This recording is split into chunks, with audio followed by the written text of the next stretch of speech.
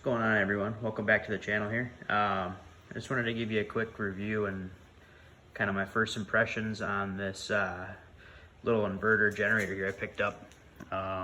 It's the WEN 2350. It's the regular inverter. I think they make one with the CO or carbon monoxide shut off on it as well. This is just the regular one.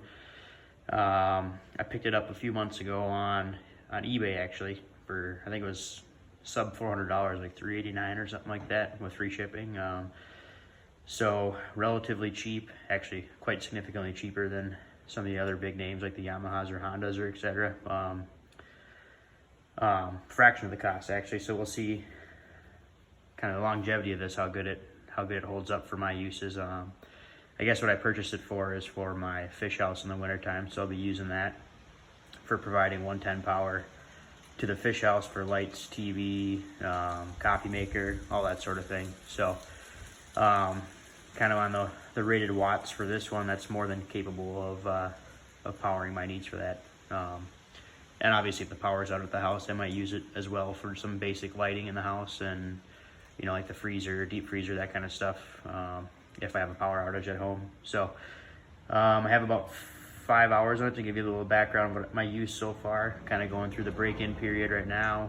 I know a lot of guys have different, I guess, beliefs or kind of processes on what they do for break-in, but I kind of follow this, you know, the regular 30 weight process where you run it under light loads or no loads actually briefly, and then a light load, and then you kind of increase the load for a period of time to kind of seat those rings in and kind of get them seated up against the actual cylinder wall there. So with, again, that's regular 30 weight oil, and then like I said, I have about 5 hours now, so I'll change the oil probably every 5 hours up until I get to 20 hours, and then switch over to a full synthetic. You can see just running 1030 here to start, and then I'll switch over to like a 530 full synthetic after about 20 hours. So a little ways to go on that, but I've been just kind of using it around the house so far, and it's been working great for my needs.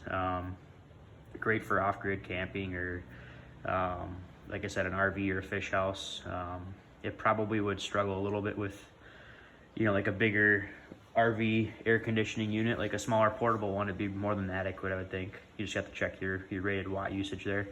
But the bigger rooftop style ones, they might have a little bit of a challenge.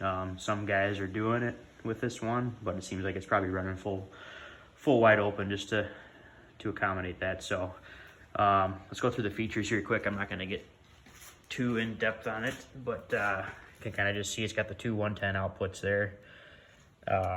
Your cigarette lighter adapter here. This is just your fuel on off and your choke here. And then there's a parallel option as well if you want to run two of these. That's something, kind of the reason why I bought this for the price point, is I might do so since my fish house has an air conditioner in the winter or the summer.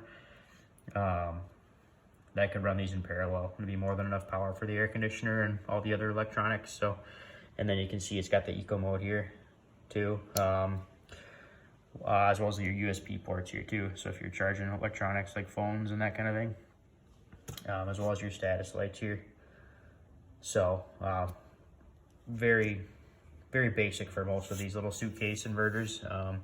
The one key takeaway on this that I've noticed so far is this thing is substantially quieter than some of the other competitions. I think they say down to 51 decibels. I'm not sure if that's on eco mode or the full run, but you can hold a conversation here, you know, being close to it while it's running. And so it's great for like tailgating or camping or off-grid usage. If you're off the grid using it for a tiny home or that sort of thing, it's very versatile, and it's very quiet. So I think even at public campgrounds, you probably wouldn't get too much flack if you ran this one in the middle of the night for your needs. So very simple maintenance too. Your spark plug's on the top here, and then just this little bottom lever on the side is your oil port. So very simple to change the oil. Like I said, I've done it once so far with the 5 hours, and then I'll do it again through the break-in here a couple more times. But yeah, let's get this thing running here. I just want to show you how quiet it is, and you can kind of see quickly. Check this out online as well. But the rated wattage is 1900, and then your surge is 2350. So hence that 2350W model name. But it's very simple. You just switch the lever to on here, you can hear the gas or the pressure there kind of relieve when I turn that on, which is just the vent stack for the gas cap. And then you switch this over to on here, and then I usually choke it too. It's a little colder here in the northern Midwest here, so I'll choke it for a little bit to get started. And I haven't ran this for about a month, so I haven't even pulled it yet, so we'll see how that works. But I got full tank of fresh gas, so here we go.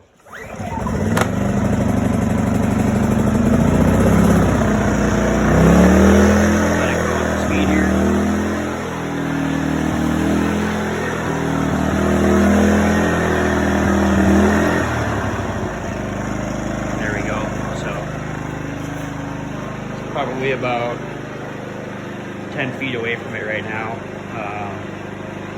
Again, in the garage, so a little bit of echoing probably, but it's a very quiet unit. I've been around some Hondas and Generacs and other brands. It's definitely neck and neck with the Hondas, definitely for noise, so it's very quiet. And so far it's been great. Minimal usage so far, but first impressions, I've enjoyed it so far, and it's done what I needed to do. So anyways, if you're in the market for a inverter, which is great for sensitive electronics and that kind of thing, I highly recommend you take a look at this for the price. Like I said, you can probably get 3 or 4 of these for the price of a more expensive Honda or Yamaha. So it's been great so far. Anyways, thanks for watching.